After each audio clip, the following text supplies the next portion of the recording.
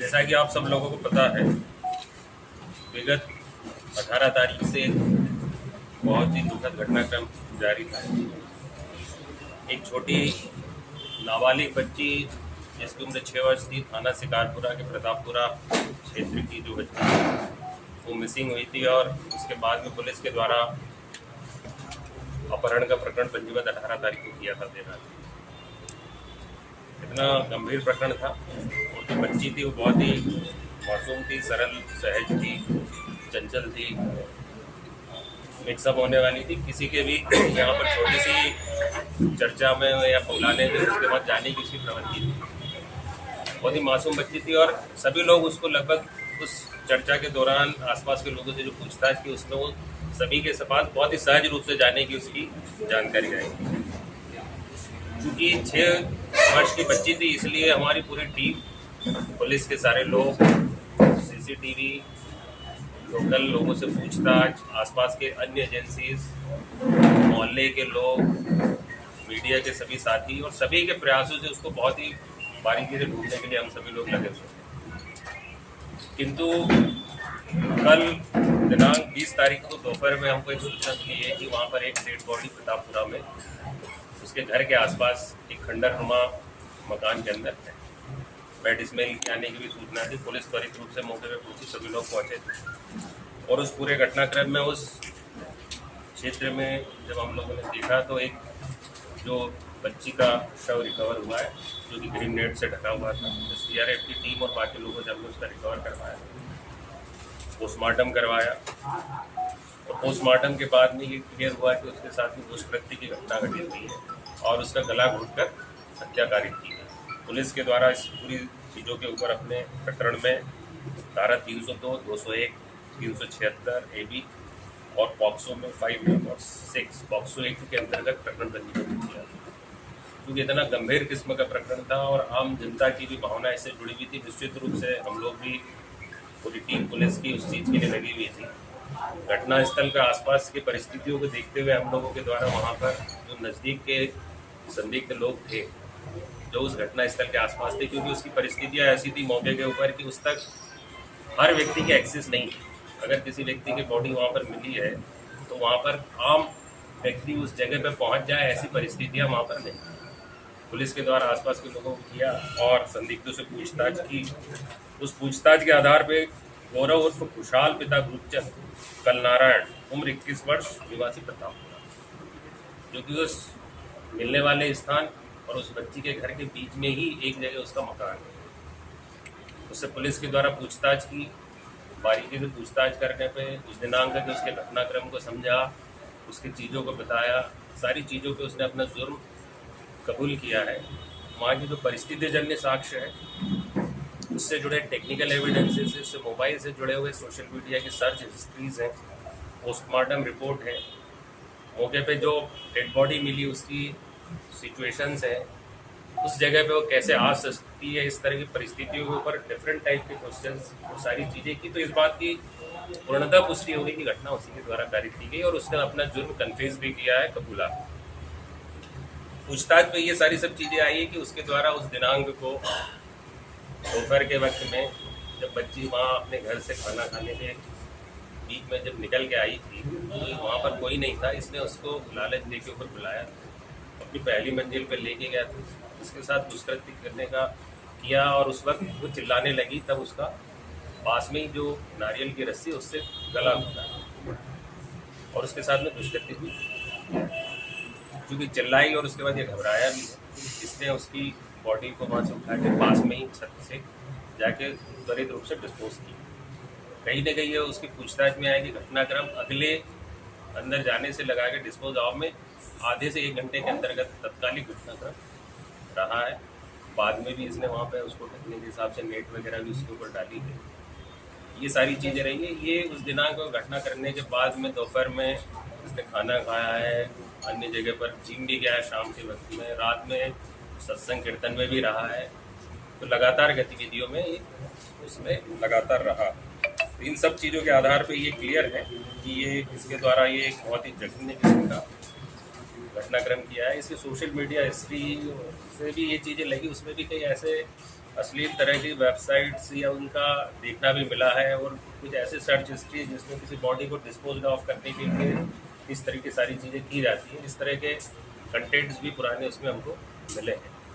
क्योंकि बहुत ही गंभीर किस्म का घटनाक्रम है, इसमें अल्टीमेट गोल ये है कि इसको सज़ा फांसी की हम दिलवा पाएँ। ऐसे हमारे लगातार एविडेंसेस को कलेक्ट करने के प्रयास हैं। तो निश्चित रूप से FSL के माध्यम से उनको हम सारी चीज़ों को सर्च करवा रहे हैं। बच्ची से लेकर DNA से जुड़ी सारी चीज़ें पे हम ध्यान दे रहे हैं। छोटे छोटे एविडेंसेस को कैसे हम कड़ी दर कड़ी जोड़ें, जिससे ऐसे घटनाक्रम के लिए हम लोग उनको सज़ा दिलवा पाएँ, इस प्रयासों में हम लगे हुए हैं। तो निश्चित रूप से ये बहुत बड़ा टीम वर्क था, जिसमें हमारे एडिशनल SP अंतर सिंह कनेश उस दिनांक से ही रात भर से लगे हुए हैं। हमारे CSP गौरव पाटिल, हमारे DSP महिला अपराध प्रीतम सिंह ठाकुर, हमारे हेमेंद्र ठाकुर इंचार्ज यहाँ के। इसके अलावा हमारी जो पूरी टीम है, जिसमें सोहन सिंह है, उप निरीक्षक सखाराम बगारे हैं, सहायक उप निरीक्षक महफूज अली हैं, प्रधान आरक्षक विजय पाटीदार हैं, प्रधान आरक्षक सचिन मिश्रा हैं, प्रधान आरक्षक नितेश है, प्रधान आरक्षक ज्ञान सिंह है, तुकाराम है, रफीक हैं, विजय वड़कारे आरक्षक गणेश, संजय कपूले, नेल्सन भारती महिला आरक्षक हैं, शहर निरीक्षक ओंकार पटेल है कोतवाली से, आरक्षक लीला तोमर है, शैलेश पाल है, नईम खान है, विनोद बरियार है, घटना से सादा वली है, और प्रदीप और साइबर सेल की पूरी टीम है। हमारे FSL के ऑफिसर हैं, फिंगरप्रिंट के लोग हैं, डॉग स्क्वाड है। तो एक बहुत ही बड़ा टीम वर्क था और उस दिन से लगातार लगे हुए थे, और इसमें आम जनता का सहयोग, मीडिया का सहयोग, उस वजह से इस चीज़ को हम क्लियर कट करने में पाए कि इसके द्वारा ये घटना हुई थी। जो आरोपी है ये पहले भी 2022 के अंदर एक मोबाइल चोरी के अपराध में रहा। इससे उस वक्त एक घटनाक्रम में तात्कालिक जो चर्चा की है, तो एक बार मोबाइल की जब तजवीज़ दी थी तब भी उसने वहाँ पे मोबाइल फेंका था, उसी जगह फेंका था। तब उस घटनाक्रम में भी ऐसे पूछताछ की और सारी चीज़ें केस रजिस्टर्ड है, उसमें उस आरोपी में जेल भी गया था। तो ये कुल मिला के घटनाक्रम है जो 21 वर्षीय गौरव विशाल पिता रूपचंद कलनारायण प्रतापपुरा का रहने वाला है, एक मासूम बच्ची के साथ में दुष्कृत्य और हत्या का अपराध कारित किया है, और उस लाश को छुपाने के लिए उसने उसको डाला है। तो ये सारा जो एक महत्वपूर्ण घटनाक्रम है, निश्चित रूप से इसमें हमारी टीम लगातार आगे भी कर रही है। सर, ये परिवार का परिचित था, ये करता क्या है लड़का? ये उसी मोहल्ले का ही था, सब मोहल्ले में जानते हैं, उस परिवार को भी जानता था, उस बच्ची को भी जानता था, और ये मैकेनिक का काम करता है, 2 व्हीलर्स का काम करता है, 9वीं फेल है। सर, इसने घटना क्यों कारित, मतलब परिवार से कुछ दुश्मनी थी, रंजिश थी या मोटा मोटा इसमें आया है बातचीतों के अंदर कहीं न कहीं ये जिस तरह की चीज़ों में अनुभव भी है, बलात्कार और हत्या कारित करना ही जो चीज़ है मौके का लिया है, क्योंकि जो उसकी मानसिकता भी है, शादी वगैरह भी नहीं है, 2 बार रिश्ते भी टूटे हैं। बातचीतों से ये चीज़ आई है कि इस तरह की चीज़ों से जुड़ा होने के कारण घटना करना स्पष्ट हो। अंजाम दिया इसने। जैसे ही बच्ची आई है उसके त्वरित रूप से अगले आधे से 1 घंटे में हुआ है। 18 तारीख को दिन में 1-2 बजे के आसपास जैसे ही बच्ची निकली है, खाना खाने का भूल गई कि अभी मैं लौट के आती हूँ, उस बात से वो लौटी नहीं, वो उसी एरिया में आंगनवाड़ी और उसके पास में इसका घर है। बुलाया आ जा, और वो लड़की इतनी चंचल थी कि हर एक के घर में जाने की उसकी प्रवृत्ति थी, कोई बुला देगा तो चली गई थी, वो आया उसके साथ में चली गई। तो बकरियों से भी इनने कहीं ना कहीं बकरियां भी चोरी करी है, और उनसे देखो ये एक अलग पुरानी चीज़ें, किंतु इतने महत्वपूर्ण अपराध है वो सब चीज़ें। शराब का कोई एंगल इसमें? शराब का आदी है वो? नहीं, अब तक ये तो ऐसी चीज़ें नहीं आई है। कम से कम वो मानसिकता उसकी है, सोशल हिस्ट्री जो है, सर्च हिस्ट्री भी हम लोगों ने देखी है, उसमें इस तरह की साइट्स वगैरह भी काफ़ी देखता है। कौन सी छत का उपयोग किया था? लेके गए तो 2 छत मिली हुई थी ऊपर से। इसने 1st फ्लोर पे कमरे में किया, उसके बाद में इसने जाके डंप किया। तो घर में कोई भी नहीं था क्या सर उस वक्त? उस दिन उसके घर में उसके पिताजी जो है ना सेवा सदन में प्यून है, वहाँ पर थे, और इसका जो छोटा भाई है उनको रोटी का टिफिन देने गया, उसकी पुष्टि, और उसकी माँ जो है वो मंदिर के अंदर सेवा के लिए गई थी। उस घटनाक्रम में ये अकेला था दादी, क्योंकि माँ का डिवोर्स हो गया इसका, किंतु दादी जो है मंदिर में सर, तो घर में अकेला ही था। जिस तरीके से दूसरे अन्य जिलों में ऐसे अपराधियों के खिलाफ कठिन कार्रवाई करते हुए बुलडोजर चला के उनके मकान तोड़े जाते हैं ताकि निकट भविष्य में कोई ऐसी घटना कारित ना करे। उसको देखते हुए बुरहानपुर में ऐसी कोई गतिविधि चलेगी? क्योंकि ये एक पहला पक्ष था, आरोपी को लीगल फ्रेमवर्क में उसको अरेस्ट करके अपन जुडिशियल सिस्टम में कार्रवाई करें, बाकी दूसरा पक्ष उसमें नगर निगम और अन्य लोग चर्चा करें। सर कोई सहयोगी तो नहीं है इसका? सर कोई सहयोगी तो नहीं है इस अपराध में? और ये कोई घटना के अंदर कंप्लीट एक व्यक्ति के द्वारा किया है, इसने ही किया। अपराधी अपराध कारित करके शहर छोड़ के चला गया था कि यही घूम रहा था? नहीं, यही था। उसके बाद में तो शाम को जिम गया है, दिन में खाना खाया, रील देख रहा है, शाम के वक्त में खाना खाने जिम गया है, जिम के बाद में रात में उसके चाचा के सामने कीर्तन था, कीर्तन में रहा। अगले दिन क्या वो बच्चे की तलाश में भी शामिल था क्या सर? वो तलाश कर रहे थे उस वक्त? तो उसमें उसका बहुत एक्टिव पार्टिसिपेशन नहीं रहा। जिम वगैरह जाना वगैरह, जिम में गया शाम को।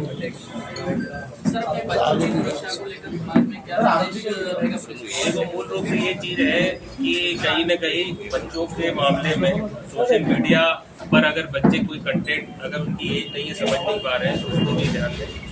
बाकी इसका ये एक ऐसा हथियार है कि इसका अगर डिसिप्लिन के साथ भी यूज़ करेंगे तो ठीक है, नहीं तो कहीं ना कहीं वो चीज़ें दिक्कत देती है। तो पेरेंट्स के लिए यही है कि बच्चों की छोटी से छोटी गतिविधियों पे भी निगाह रखें और इस तरह की कोई भी चीज़ें अगर आती है तो पुलिस को संज्ञान में लें, जिससे कि पुलिस अपनी कार्रवाई भी करे। पर किन धाराओं में केस धारा 363 के बाद में इसमें मर्डर, रेप और पॉक्सो एक्ट की धाराओं में किया गया, जिसमें कि फांसी तक का प्रावधान।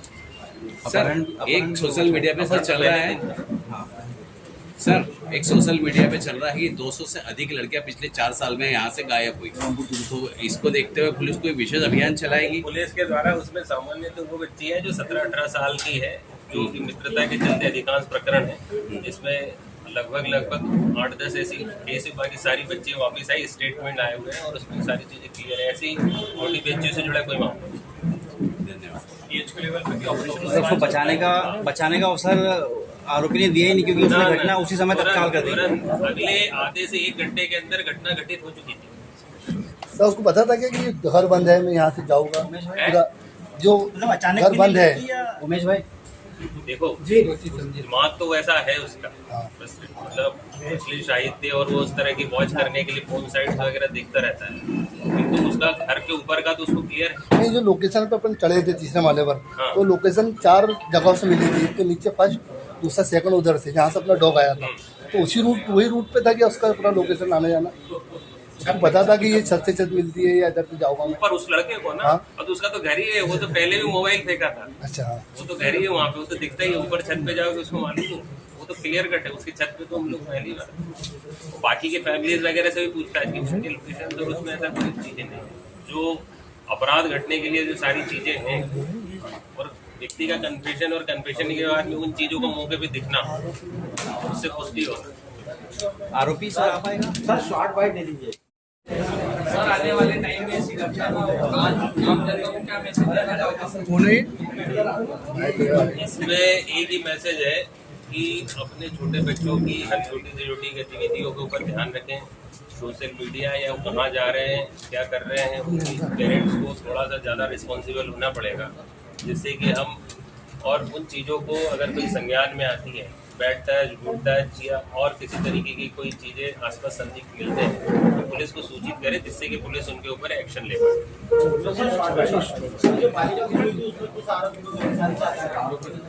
18 तारीख को थाना शिकारपुरा में जो एक गंभीर घटना हुई थी 6 वर्ष की मासूम बालिका का, जिसमें 363 का प्रकरण पंजीबद्ध किया था। कल 20 तारीख को उसका डेड बॉडी मिली थी। पुलिस के द्वारा उसको रिकवर कर पोस्टमार्टम वगैरह करवाया गया, जिसमें रेप सहित रेप विद मर्डर के पुष्टि हुई है। प्रकरण में पुलिस ने धाराएं बढ़ाई है और जो आरोपी था संदिग्ध और कुशाल पिता रूपचंद कलनारायण 21 वर्ष प्रतापपुरा का, उसको पुलिस के द्वारा कन्फेस करने पे और सारी चीज़ों की पुष्टि होने पे गिरफ्तार किया गया। बहुत ही त्वरित रूप से इस जघन्य हत्याकांड का पुलिस के द्वारा पर्दाफाश किया।